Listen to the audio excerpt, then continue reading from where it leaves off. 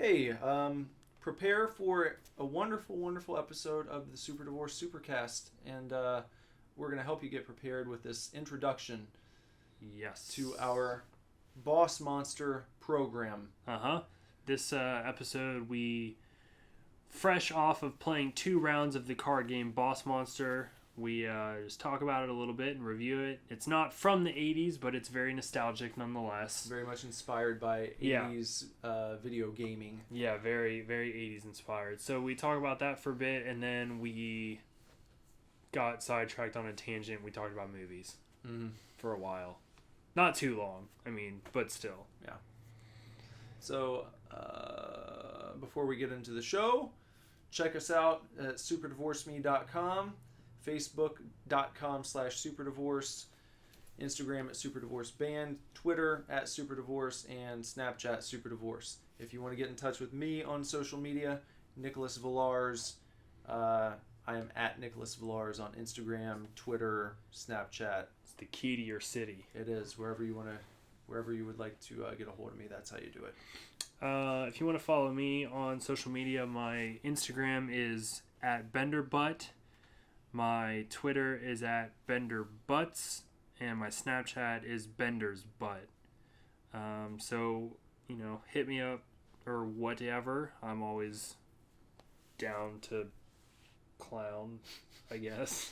You DTC. Yeah, clowning around on Snapchat or whatever. Yeah.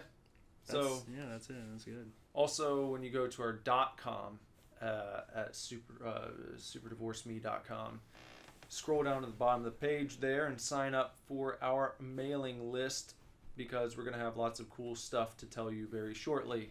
Ooh. The news is going to start flowing and careening over the precipice of the creative ledge, and we're gonna break the levee with all of our news. There are so many holes in the dike. We don't have enough fingers to plug the holes in the dike, and it's about to explode. So well, hey, that's a children's story. Yeah, it is. Different things when you're an adult. Well, just shows you how depraved we've become. Yeah. As a society. You can't just go around talking about plugging up dikes anymore.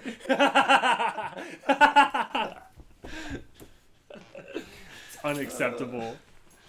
What's the world come to? Man, when you can't even use the word dike to refer to dikes. To plug it up. Yeah, you can't do that. I know. But we're not talking about that. We're talking about plugging up dikes that are leaking. Yeah, because you don't want a leaky dike. All right, okay. You can enjoy the show now. Have a good one. Enjoy this. We are not getting a divorce. We are not getting a divorce. We are not getting a divorce.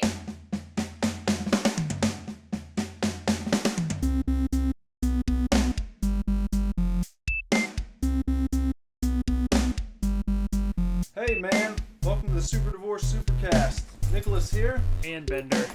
And today, we're going to discuss a little tabletop card game called Boss Monster that we just got done playing. Yep, just walked right upstairs from playing it in the kitchen. It is a dungeon building card game. Yes. So, yeah. Go. We're gotta kick cats out of the room.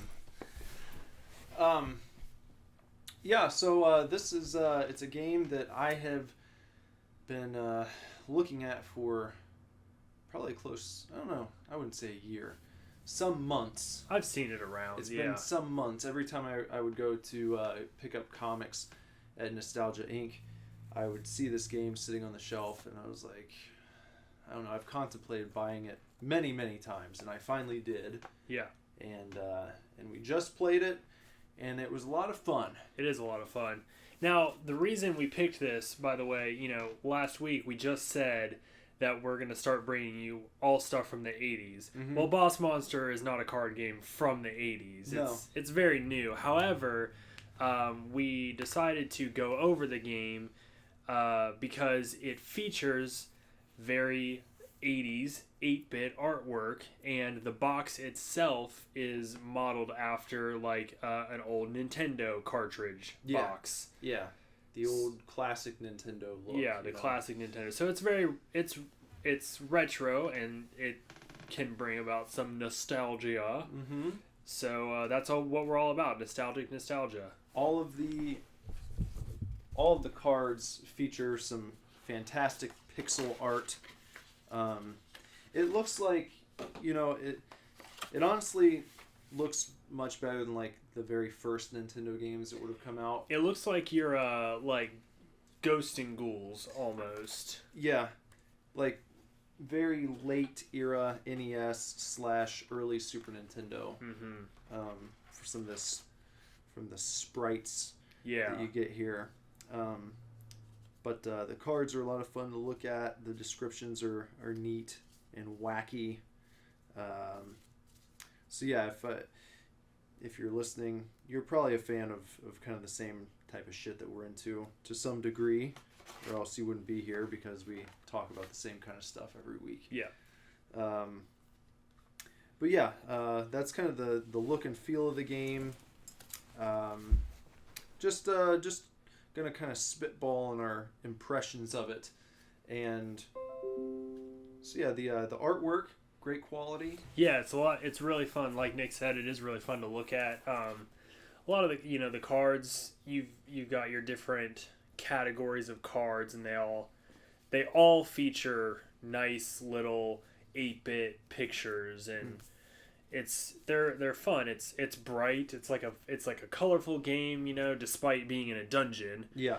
And another cool thing is some of the cards, if it is sort of like referencing something, they make the sprite look like what it's referencing. For example, there is what was it called? Centipede's Tunnel or whatever. Yeah. That card, the picture on the card was the centipede from like the Atari Centipede. Yeah. Or we noticed, probably my favorite one, honestly, we noticed there's a card called Liger's something or other, Liger's Den or something like that. And the Liger on the card is 100% the Liger from Napoleon Dynamite that he draws. Just like a kind of 8-bit pixel art version. 8-bit pixel version, and it's so good. So, some of the pictures, if it has reference to something else in pop culture, then... There's one called Brain Sucker Hive that's very much Metroid. Metroid, yeah. Little Metroid monsters. So there's a lot of little... homages throughout the game, and it makes it a lot of fun to like be looking at these cards, or draw a card from the deck and be like, oh, that's really cool because I know what that is. But we played through 2 games, so we probably didn't even see some of the cards. Right. There it is, Liger's Den. Liger's Den. Yeah. It's hilarious.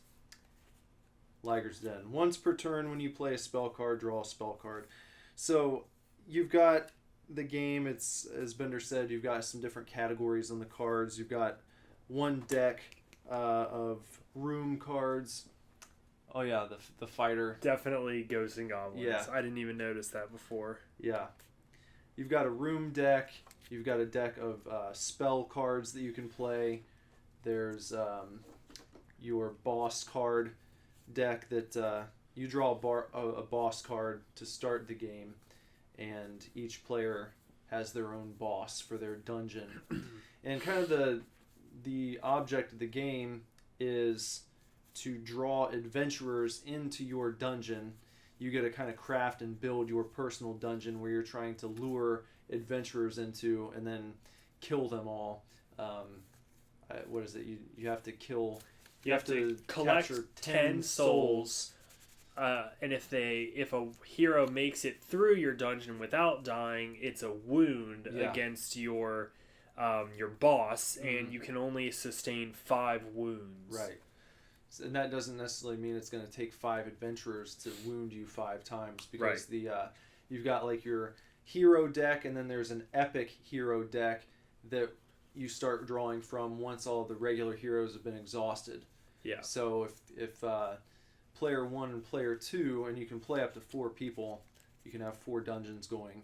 But if you get through that first wave of heroes, then the epic heroes typically are worth 2 souls, but they also cause 2 wounds if they make it through your dungeon. And they have about double the hit points of your regular heroes. Yeah. So it gets pretty intense, when you exhaust your regular heroes and you get into the epic heroes. I mean, just the second game we played, I was a little behind Nick with my soul collections, and then we got to the first round of epic heroes, and they killed Nick. Yep. Just like that, first turn. Yep. So I ended up winning. I won the first game. He you won did. the second one. So next time will be the old rubber match to see who the ultimate warrior is. Yeah. But I had fun with it. It's like any other game, really, video game or card game. Once you figure out what you're doing, you start moving along, and it becomes just kind of second nature. You know the rules of it. I feel like well, depending on the video game. I remember the first time I played Mass Effect, I had that feeling, and I have with some other games like Final Fantasy, when they just throw all the shit at you at the beginning, and it's almost like, oh fuck, this is too much. I don't even know how I'm going to be able to play this. Right. But inevitably, once you learn all of the rules and you learn when to use what, it becomes very easy. In this game, once you pick up on what you're supposed to do, how the rounds are supposed to play out, then I can see how you could probably whiz through one of these games in like probably 15 minutes. Yeah. I mean, our second game did not take long at all. No, I feel like it probably was maybe 15 or 20 minutes. Yeah, and the game itself says that it's supposed to only take about 30 minutes to play. So it's one of those that I feel like you could play, and especially if you're playing with like 4 people, you like blow through a round and then shuffle the cards and like try again, because as we said, the object of the game is to like lure heroes into your dungeon and then have your dungeon set up in a way that is going to be difficult for them to get through, so that you can kill them and collect their souls. And you lure them by, each card has a treasure icon, and then each hero has a specific treasure they're looking for. So if you have the most swords in your dungeon, all the fighters are going to come to you. And if you have the most gold, then all the thieves are going to come to you, and so on. But it's really fun because you, as the dungeon master, have to strategize the cards that you're playing to get your damage points as high as you can to defeat all these heroes and everything. And so, I mean, shuffling the cards and going at it again makes it seems like it would just be so fun to try to figure out what to do every time. I feel like it'd be really cool if you did have a group of 4 people. You could easily spend an entire night just playing this game just like over and over. There's the spell cards. Some of the spell cards affect your own dungeon. Some spell cards affect other people's dungeons. And that's another thing I think would be fun to play with more people, because some of them are like choose another player. And obviously, as much fun as we had with just Nick and I, we draw one of those cards. It's like, okay, well, I'm going to pick you, obviously. But, having more people and throwing spell cards across the tables and things like that would be fun. What would be really cool is if you had a 4-person night set up and everyone brought like $20 in fucking Sacagawea coins, and then you could bet at the beginning of every game, and you have like your little stash in the center, and the winner of gold. The winner gets the gold. God, that would be kind of fun. That would be pretty cool. And then maybe you could have like an honorary little satchel that the winner could put their spoils in at the end of the evening. Yeah. Yeah, just get a little Crown Royal satchel. Yeah. I'm tempted to do that now. That would be so fun. Yeah, but that makes me think, slightly off topic, I wanted to tell you earlier, I went out to, what's the place called? It's in Kettering. They sell old games and tabletop shit, a lot of cards. Epic Loot? No. In Kettering? Mm-hmm. I don't know if you... I don't know if I've ever been there. No? I don't know. Is it just a game store? Yeah. Okay. It's geared mostly towards, like, tabletop games. Gem City? Mm-mm. But I picked up, like, a few NES games at this place. I actually called them. I don't know anywhere you can buy NES games. Yeah. I'll have to look it up while we're chattering. There, your phone's right there. Oh, yeah. But anyway, I went out there yesterday because I had called, like, every single game store in, like, the tri-state area that sold NES games, looking for Bad Dudes. Bad Dudes? Yeah, have you ever played Bad Dudes before? God, Andrew came over last night and we played it, and, like, we were talking a big game beforehand, like, yeah, we're gonna fuck this game up, man. And we played for maybe, like, 20 minutes, and it's just, like, so ridiculously hard. Like, I think the furthest we made it was onto, like, the second level. Oh my god. But it's amazing when you're going back through and playing games from that era, because, like, those... I mean, yeah, there were still adult gamers back then, but most of the kids playing games were, like, probably between the ages of 5 and 10. Yeah. You know? And those games are so hard. It's like... I remember playing the game when I was a little kid. I mean, yeah, but you just sat there and played it over and over again. You would probably play the first level over and over and over. Yeah. And there's so many games from that era that I've probably never seen past level 2 or 3. Yeah. You know? I'm the same way. I feel like, it took me...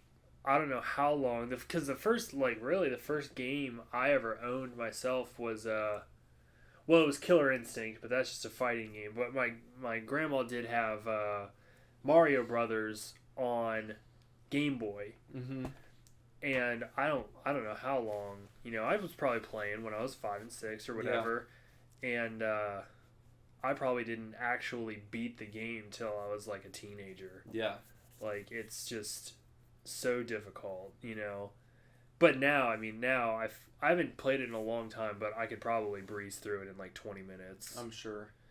I think I've gotten through the first Mario in about 10 minutes, like the NES Mario.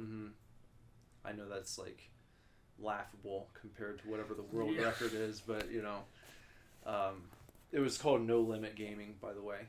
No Limit Gaming? I've never heard of it. Yeah. It's a pretty big store, but they had a lot of tables set up. There were kids in there playing games. And I heard, like, a fucking story that this kid was telling, and it just felt like something out of a movie. I felt bad for him. Really? Yeah. He was, like, sitting there playing, and him and his friends were doing some sort of card game. And this kid, he's kind of like Chunk, okay, or like Horace from Monster Squad, just a classic, like, pudgy, nerdy kid. Yeah. And he was talking to his buddy, and I overheard him say, like, "Oh, hey man, here, put your number in my phone, because I lost all my contacts when some kid at school took my phone and reset it to factory settings." Oh my god. Like, what a dick. Yeah, for real. Like, the way he said it, he just kind of, like, laughed it off. Yeah. I was like, man, this kid probably deals with shit like this all the time. Probably. But it's cool that, those that crowd has a place to go and hang out where they don't have to worry about that kind of stuff. Yeah, for sure. It actually makes me a little jealous when I look and see kids, like, that are probably between the ages of, like, 8 and 13 or 14 hanging Uh-huh. out at places like that, you know. Yeah. So your parents drop you off and you go in and play D&D and like card games with other kids. Seems like a cool thing to be able to do as a youngster. Yeah. I remember being a kid and always like wanting to hang out at arcades. Yeah. But that it was like a dying thing when I was a kid. So I had a couple opportunities, you know, like especially that great arcade at the Dayton Mall. Mm-hmm. And there was a good one at Middletown Mall as well for a while. They had a nice arcade too. And I remember having, you know, a number of opportunities to like spend a couple hours Yeah. in the arcade. And that was always fun, but it definitely like I caught the tail end of the arcade days because Yeah. they were all gone. They're all gone now just about. Yeah, the You one in know. the mall was called Pocket Change, I think. Pocket change, yeah. And it was the best when it was downstairs, and they moved it upstairs. It wasn't quite as good. No, and then they were replacing a lot of the arcade cabinets with just like the fucking redemption games. Coin games, yeah. Yeah. We give you tickets, you know, the one that stop the light that's swirling Yep. around, you know. And Yep. And a lot of the cabinets were fighting games too. I mean, Yeah. which are cool, Mhm. but you know, it wasn't like you didn't have like a golden axe or like a, you know, even like a Battletoads or, you know, side-scrolling fighters. They didn't have a lot of those. I remember watching my friend beat the Star Wars game at the mall arcade one time. The one where you like pilot the Yeah. X-wings and everything. Really? And then you fight Darth Vader at the end. Yeah, with the joystick, Mhm. which is like the most cumbersome, Yeah. ridiculous way to fight. Yeah. Back then, I guess it seemed kind of cool. Yeah. Because it was like the lightsaber. You hadn't, I mean, nowadays you're used to motion controls and the Wii and shit like Right. that, so it's very dated at this point, but back then it was neat. So, yeah. Tabletop shit. Good stuff. Yeah, I like to, I think I told you downstairs that I saw they've got at least a couple expansion packs for Boss Monster, which I'd like to pick up. If, you know, even if I didn't really have fun playing it, I would probably buy the cards just to have them yeah, because they're fun to look at. But it is fun to play as well, so double win. for sure. How I might want to pick it up too. I think it's a fun game. Although when I'm ever with my crowd of friends that plays games, Mm-hmm. I'm sure they've like multiple of them Yeah. have copies of Boss Monster. Yeah. I have one kind of friend of friends, you know, but whenever that group is together, he is the game master. I mean, he, you know, when we were trying to figure out how to play Boss Monster, one thing we learned is just look up a YouTube tutorial, Yeah. because nowadays, first of all, they exist. Mm-hmm. There's bunches of them, and especially for me, like, I'm a very visual learner, so Yeah. having a guy on my phone sit there and talk about what's on the table and talk about why he's doing what he's doing, I mean, like, Nick was you know, dealing with his son Lazarus for a couple minutes or whatever, and in that time, like, I really caught on because I was just watching a video of this guy playing with his son. Yeah. And then when you relayed the information to me, it was much easier than trying to divine all the stuff from the instruction booklet because, I mean, it's okay, but I feel like there are a few things that you're kind of left in the dark on Yeah, when you're just trying to read from the booklet to figure out what you're supposed to do. yeah. So if you can watch someone teach you exactly how to do it, see a game in action, then it's much easier to retain. Yeah, but my buddy, Ryan is his name, he's like the game master, and he could have his own YouTube channel of running tutorials because every time that group of friends parties and someone's playing games, Ryan is always at the head of the table going, okay guys, now this is blah blah, and I'm like, how do you know how to play so many games? Because tabletop games are complicated Yeah. as fuck. Like, they take so much to learn, but he's always the one that's, like, dishing out rules and explaining things to people. I guess maybe if you play enough of them, you start to see, like, a thread that maybe runs through most games. And the concepts are a little bit easier to grasp because you've seen something kind of like this in this other game that you played. And, right. You know, they all don't use exact same elements, but there are overlaps here and there that kind of make it easier to pick up on. So yeah, but he's always got card games and board games and stuff for people to play. That's fun. I still want to play Hero Quest. Oh shit. Yeah, I forgot you had Hero Quest. Yeah. That's something we could do for the podcast, right? Yeah, we could. Yeah. That'd be a good one. That would be a good one. Did that come out in the 80s or is it older than that? I'm pretty sure that did come out in the 80s. So we'll have to do a Hero Quest episode. Yeah. That's pretty awesome. We'll slowly just turn into a tabletop gaming podcast. Oh my god, we can't. We have to. I was going to say that would be really fun. Let's wait for like 4 podcasts before we do it. Well, I don't know. I mean, just give Boss Monster, just check it out. It's a lot of fun. It was only like $25. Yeah. No big deal. And it's yeah, I mean, we've managed to talk about it a lot, but without sitting here and breaking down the rules for you, you know, it's a fairly basic game. And like we said, the second round we played only took probably, 15, 20 minutes or so. So you really run through the game quickly. I mean, what time did you get here? Like 6:30 or so? And yeah, I got here like right around 6:30. And having never opened the game before, we were through 2 games by like 8:30. Right. So we went from having never played it, never opening it, to going through the rules and successfully playing 2 games in under 2 hours. So that's pretty good, considering like how long it took to figure out how to make it through one game of Arkham Horror. Oh my god, yeah.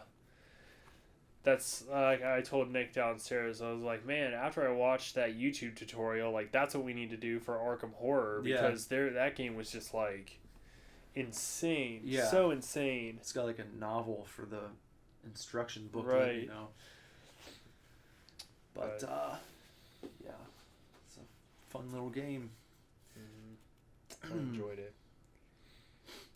I was looking through the monsters, and it looked to me like Gorgana, I think, seemed like she had one of the best level up abilities. Yeah. Because it's just like as soon as she levels up, she can pick any hero from the town and just automatically kill them and collect their soul. Ooh, that's pretty good. And I was like, oh, I like that one. I'm gonna see. Yeah, Gorgana. Yep. She's kind of like Medusa. Yeah. With a snake body. Choose a hero in town. Immediately kill that hero and place it face down in your scorekeeping area. But she has low XP. Only 5 hundo. 5 hundo. You started out with Draculord, who has like 900 XP. Your XP of your boss decides which player goes first. Yeah. Player with the boss who has the highest XP gets to go first every round. And that's the only thing that XP determines. Yeah. The bosses are really just there as like the figurehead of your dungeon. They don't attack, they don't have like hit points or anything. Well, they have the 5. You can only take 5 hits. Yeah. From heroes, but they don't damage the heroes themselves. No, they're just kind of like there, and they, and you build your dungeon off of them. Yeah, you've got Gorgana, Draculord, the Hypnotic Vampire, Zyzax, Progenitor Lich, Cerebellus, Father Brain, King Croak, the Sultan of the Sewers, Seducia, Sorceress of Sexiness, Robobo, Angry Golem, and Cleopatra, Mother of Mummies. Yeah. Speaking of mummies, did you see the trailer for the new Mummy? I've seen 2 of the trailers, I think. Looks pretty disappointing. I'm not. Universal is trying to do this whole like classic monster revival, and they're trying to somehow make it like a shared universe. Yeah. I don't get it. Like, I don't think it's worth it. The problem to me is that it doesn't look like a horror movie in any way. No. It like, and I'm not trying to be a hater here. Legitimately, compared to the new trailer, I think that the Brendan Fraser Mummy looks a million times better. Yeah. You know, just there doesn't seem to be anything scary about this new Mummy movie they're doing. It looks more like a Marvel or DC film. Yeah, just big like action movie. Yeah.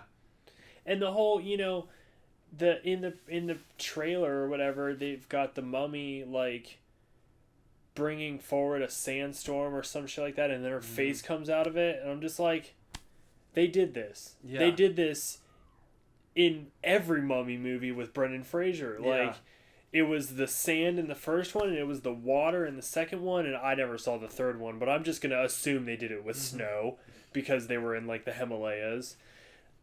And I'm just like, what? You can't come up with anything more original than having the Mummy's face come out of a sandstorm. Like, it just, yeah. When you say, I know they're classic monsters, and the old movies aren't necessarily scary. It's certainly not by today's standards. However, they are considered classic horror movies. So if you're going to remake it, you should turn it into a horror movie. Spin it that way. Make it scary. Make it R-rated, They have a certain feel to them, They're creepy. A uniqueness. Yeah.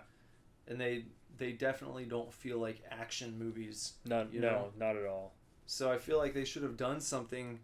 It just looks like a big, bright action film starring Tom Cruise. Yeah. Like, I don't get it. Whatever they were trying to do, I have a feeling they totally missed the mark. Well, because Dracula Untold was also supposed to be part of this whole new universe, and I heard that movie was just terrible as well. And I don't really know where they're going with it. I feel like if they want to do this, maybe they should just try again. Yeah, wipe it clean, try again. Yeah. And take a little more inspiration from the movies that they're trying to, remake. Because, I think, like, Hammer did it right. Like, you have the classic movies, and then the classic Universal movies, and then Hammer comes in, and you've got, like, the Christopher Lee Dracula movies, and I've never, like, sat down and watched them, but I'm assuming because of Hammer, they're much gorier. They're still dark, like, vampire movies or whatever. Even, like, I have seen most of Argento's Dracula, and that's got a lot of, like, blood and stuff in it. It's like, you gotta stick to the source and just improve on it. Not, like, I don't need these big budget, like, fanfares of, like, vampires and mummies and all this stuff. Like, I want it to be fucking scary. Yeah. And bloody. Or if it's not going to be like that, then do what Monster Squad did. Yeah. I feel like they probably accomplished in one movie what this Universal stuff is trying to do. Probably. With billions and billions of dollars spread across however many films they plan on making. I don't know. It just, and the other thing about franchising is, like, I just feel bad. Or I always am, like, skeptical whenever somebody announces they're going to try to franchise something. Yeah. Because now I'm going to exclude Star Wars from this because they're, like, it's one of the greatest franchises ever. And they are coming back into the game with the new movies, So they're excluded from this statement because I love them and everything. But, whenever I see a new franchise popping up, I'm like, you will not do as well as Marvel. Mm-hmm. Like there's supposed to be a Universal Monsters franchise. They're trying to make a Transformers. They have the Transformers franchise, but now they want to like spin off of it and create a Transformers cinematic universe. Yeah. You know? And I'm just like, everyone is just trying to copy what Marvel did because they are so successful with what they did. I mean, I don't hate the idea if it's done well, if it's executed properly. But I feel like what I would like to see is, take DC for instance. I don't like the fact that DC has their movie universe and then their TV shows are completely different. Yeah. That bothers me. It like makes me not want to watch the TV shows. Right. Because it's like none of it matters. Yeah.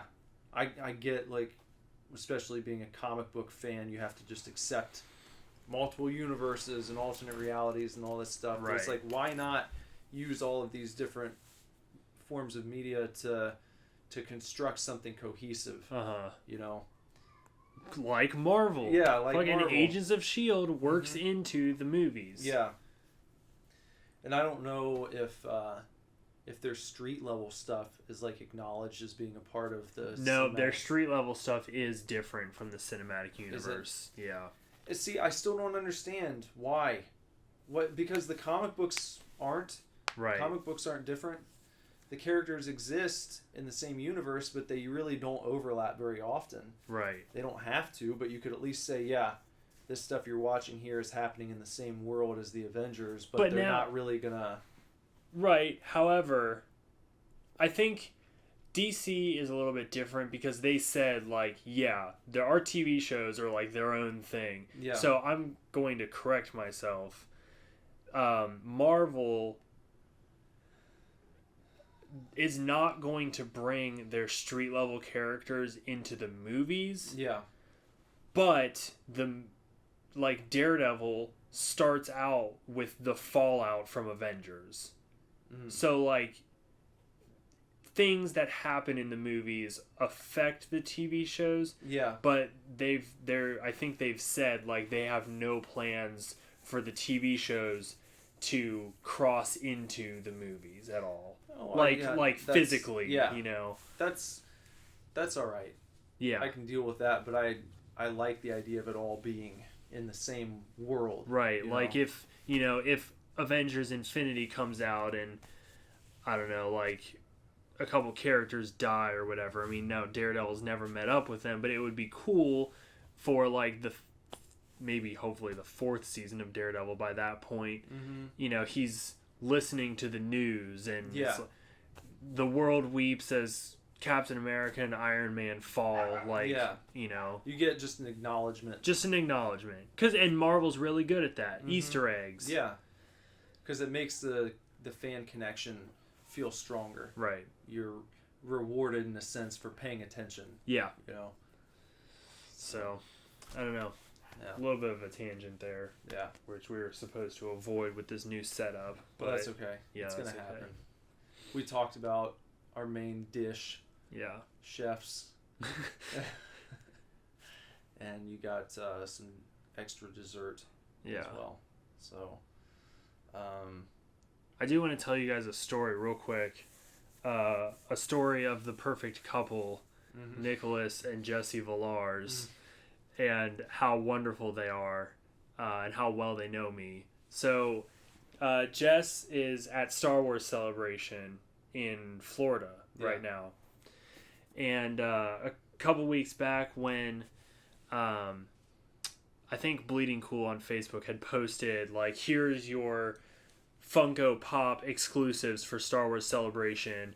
And lo and behold, there's a fucking Thrawn Pop vinyl. And I'm sure, we talked about it on Super Fanatics, one episode. I'm sure I've mentioned it on the podcast before, but Thrawn is, like, not only my favorite Star Wars character, but one of my favorite characters, just like period. And so I just like posted on Facebook about, gonna have to get ready to fight on eBay for this one. Well, Jesse commented on it and said like, "Oh, I'll keep my eye out and everything." Well, today I get some text messages from her, and basically because she's tattooing at the convention, she got to go in early, and she found the booth or whatever, and they had like 30 Thrawn pops just like sitting out. And when she tried to buy one, the guy was like, "Nah, all these are for a raffle. Yeah. Like, you can come back at 2 o'clock when we release the other ones to the public." So she went back at 2 o'clock, and wouldn't you know it, they're all fucking sold out. Yeah. So she's texting me about it though, and she says like, "I swear to God, like I have multiple people trying to find one," and which is like so sweet, like that she's trying that hard,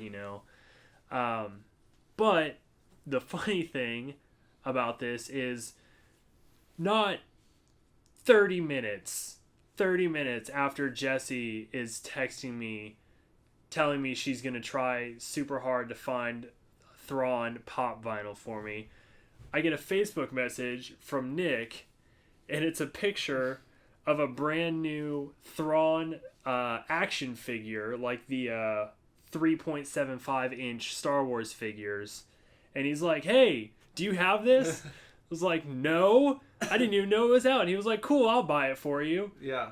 So it's happened before where these two have messaged me separately about the exact same thing.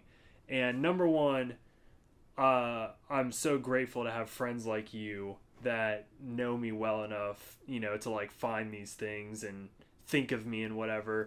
And number two, there's probably no more perfect couple than you and Jesse. Well, that's very sweet. Thank you. Except for maybe me and Lindsay. Well, that's we're okay. we're right up there with you. Yeah. But you guys, you and Jess are two peas in a pod for sure. Thank you. And we're lucky to have a friend like you to care for. Yeah. I'm glad that I have a friend that I feel inclined to do nice things for. Yeah. Some people have shit friends, and they do. Yeah. And it's like, well, fuck those Yeah, guys. I would have seen that and be like, I bet Bender would like to have this. And then like, make sure somebody in the store buys it, like, pawn it off to somebody. Like, you need to buy this so my friend can. Yeah. Or buy it for myself, and then look what I got. I would have been like, oh. Yeah. Okay. This is going in my own personal collection. Just for me. Thrawn looks like he would be, like he would taste like the blue ice cream at King's Island. Oh my god. Yeah, he does. He's like the exact same shade. Yeah. You mentioned earlier, this figure kind of looks like Grand Moff Tarkin a little bit, kind of Peter Cushing. Mm-hmm. Have you watched Kubo and the Two Strings yet? No. I thought it looked good. It's amazing. It's really good. It's kind of sad. Mm-hmm. It's a little heavier than like your normal kids movie. But we were watching it, and all I could see when it got to a certain point was hopefully no spoilers, but the Moon King, okay, in the movie looks just like Peter Cushing. Mm-hmm. And then he has a symbol on his chest, okay, that's supposed to be the moon, but it's a circle, okay, and then there's a circle inside of it, and then that circle is like solid, filled in. Yeah. And then it has an offset circle cut out of it, and then it's like worn down on one side. Yeah. It's the fucking Return of the Jedi Star Destroyer, or Death Star. Is it really? Like 100% straight up. It's so funny. And I was like, looking at it, I was like, his chest really looks like the Death Star. And then they showed it a couple more times, and I was like, that is the Death Star. And then the more I like was looking at his face, I was like, this is a tribute. Yeah. Like, they modeled him after Grand Moff Tarkin. I'm going to have to look this up real Yeah, quick. just look up Moon God or Moon King Kubo and the Two Strings, and it's like the first thing that pops up is like, oh, look, it's Peter Cushing. Peter Cushing, Moon King. Oh, wow. Yeah. Like, dead on. Yeah. You're Right. But I thought it was really, really cool. I thought it was a really cool tribute to him. Yeah. That's pretty neat. And when I figured out, or at least when I noticed that, I started to wonder, and I haven't looked into it, but I started to wonder if the whole Kubo and the Two Strings story, if it was like based on something that might have influenced Star Wars in general. Yeah. Because like we know Star Wars was influenced by The Hidden Fortress, which is a Kurosawa samurai film. So I was wondering if maybe Kubo, there were some elements from like Kubo's original story, although I don't know if Kubo is actually based on anything or not. Well, that's why I would have to research it. Google would be your friend. Yeah. Yes, it would. Have to look it up. I will. Well, folks, that about does it for this week. What's next week? What are we gonna do next week? I don't know. What do you want? What would be good? What would be a good thing? Huh. Do you want to have like an old school gaming night like you did with Andrew, and maybe just talk about some different old video games or something? Well, the only problem with that is I feel like if we do an entire gaming night, we might end up ruining the chance to do an episode dedicated to one game. You know. Well, I mean, do you want to? Or we could pick out one. Yeah, we could pick one game and play for a couple hours or something. See how far we can get. Yeah. Something like that. We could do that. I mean, we've done movies, and we kind of did this board game now, and I think we need to get back to something nostalgic for sure. Yeah. I mean, something right from the 80s, and I don't want to necessarily jump to another movie yet. Although 80s horror is coming up soon, I'm telling you guys. What do you think? A game's cool with me. I don't see that, and that's the thing, though. I think I might have to leave it up to you to pick, because I do not have a lot of playing experience with either the Nintendo or Super Nintendo. I never owned one. I will make it a point to... I'll find something in the next few days here that I've never played. Okay. And we can... we'll go in... Yeah. Go in fresh. Pick up, see how far we can get in a new old game. Yeah. Oh, real quick though, speaking of which, have you seen the new Super Nintendo game they're releasing? It's a Indiegogo campaign. They're releasing a brand new Super Nintendo game on cartridge. It's called it's a head-to-head fighting game. You'll have to look it up. You can pre-order it on Amazon, actually, right now. Yeah. That's pretty cool. But brand new. First game to come out for Super Nintendo in 22 years. That's the power of living in the modern day. Yep. It's like you just kind of choose which time period you want to live in. Yeah. Yeah. All right, well, stick around and talk to you in just a few seconds.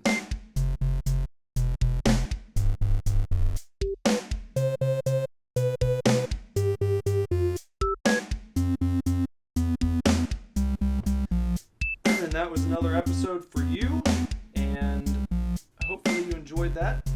Hopefully you learned a few things about Boss Monster, and hopefully you're going to run out and purchase it for yourself and play with all of your friends. Yeah. Or if you don't have any, then you can just set up the 2-player game and walk around the table every time it's time for the next player to take a turn. Yeah, see if you can beat yourself. Yeah. Just don't beat yourself off. So check us out all across social media and the interwebs. Our .com, superdivorceme.com. Check us out on Facebook, Superdivorce, Twitter @Superdivorce, Instagram @SuperDivorceBand, Snapchat @Superdivorce. Make sure to email us, divorceclub@superdivorceme.com. You can go to our website, scroll down to the bottom, and add your email to our mailing list. And soon we have a lot of news for you, a lot of things happening. First, you'll get a brand new rough track of a song exclusively through our email. That's not going to be posted anywhere. So Nowheres. That's just for you if you sign up. It's just for you. So that's the first thing you'll get, and then soon enough you'll start hearing a bunch of other news. We go to record in less than 2 months. Jesus. So I still haven't touched an instrument. well, I haven't. This fucking computer. I know. It's gonna be an interesting month. Yeah, you got a lot to do.